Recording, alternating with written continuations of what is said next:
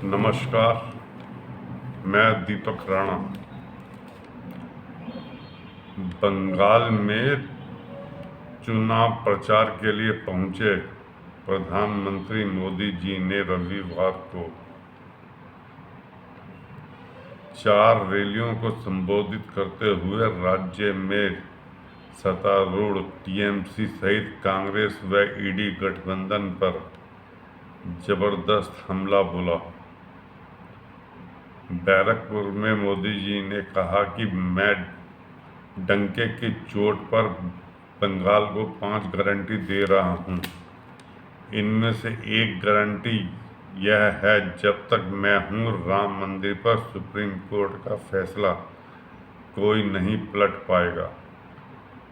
मोदी जी ने कहा कि तुष्टीकरण की जिद में ईडी गठबंधन SC, ST व OBC को मिलने वाला आरक्षण भी छीनकर मुसलमानों को देना चाहती है।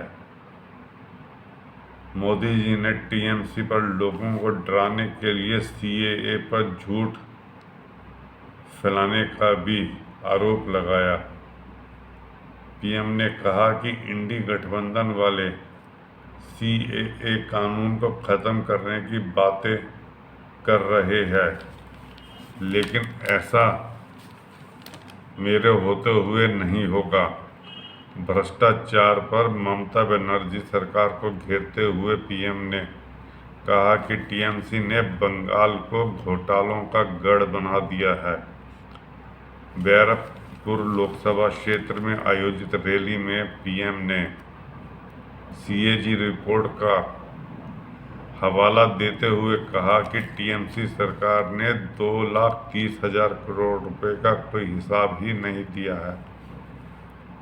मोदी जी ने इसे बड़ा घोटाला बताते हुए कहा कि बंगाल में लूट की पाई का हिसाब लिया जाएगा।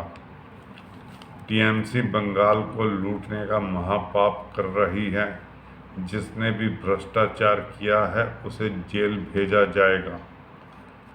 अपनी चारों रैलियों में 101 मिनट के भाषण में पीएम ने कहा कि यह चुनाव बंगाल की संस्कृति की रक्षा के लिए है, जिस पर टीएमसी सोचती है कि उसी का एकाधिकार है।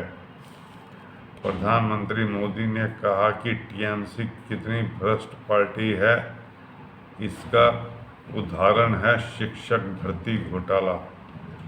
शिक्षक भर्ती के लिए राज्य सरकार ने रेट कार्ड बनाए। टीएमसी ने बंगाल के युवाओं के साथ विश्वासघात किया, युवाओं का भविष्य बेच दिया। टीएमसी के घोटालों से तंग आकर अब बंगाल के लोग नारा लगा रहे हैं कि चोर पकड़ो और जेल भेजो। हुगली में प्रधानमंत्री मोदी ने तुष्टीकरण को लेकर घेरते हुए कहा कि टीएमसी के संरक्षण में यहाँ घुसपैठिए फल फूल रहे हैं। टीएमसी सरकार राम का नाम नहीं लेने देती। यहाँ राम मंदिर का नाम लेना अपराध हो चुका है। टीएमसी ने बंगाल में हिंदुओं को दोयम दर्जे का नागरिक बनाकर रख दिया है। वहीं आरामबाग की रैली में पीएम ने संदेश खाली कांड को लेकर भी तृणमूल को घेरते हुए आरोप लगाया कि मोदी कहता है हर घर जल और टीएमसी कहती है हर घर बम। गुंडे संदेश खाली में बहनों को डरा धमका रहे हैं, इसलिए क्योंकि अत्याचारी का नाम शाहजहां शेख है।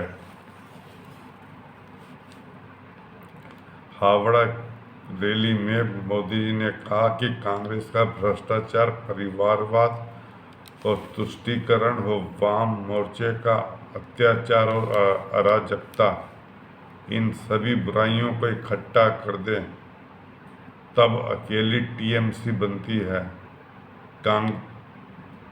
पहले कांग्रेस, फिर लेफ्ट और फिर टीएमसी ने बंगाल को तबाह किया, तो हावड़ा इसका साक्षी है, गवाह है।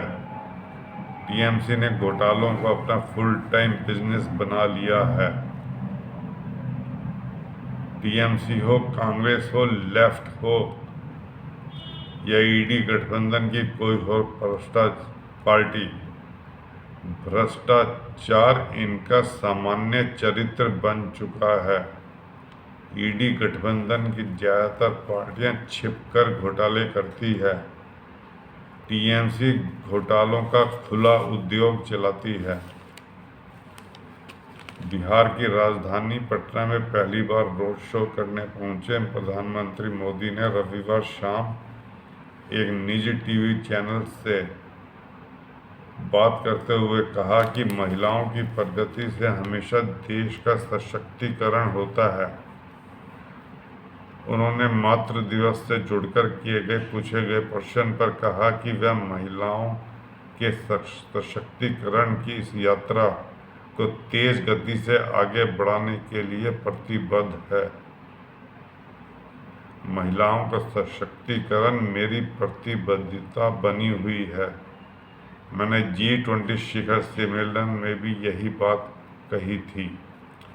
मोदी ने इस दौरान पिछले 10 वर्षों में नारी शक्ति को अपने एजेंडे में शीर्ष पर रखने की चर्चा करते हुए विकास संबंधी दृष्टिकोण के बारे में विस्तार से बताया।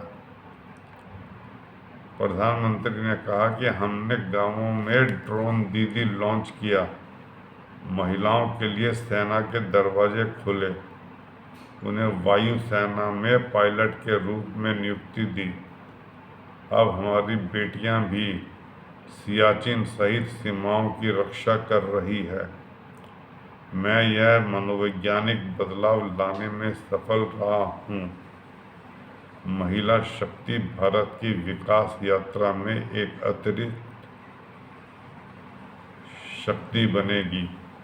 उनकी आवाज़ सकारात्मक बदलाव को प्रेरित करती है।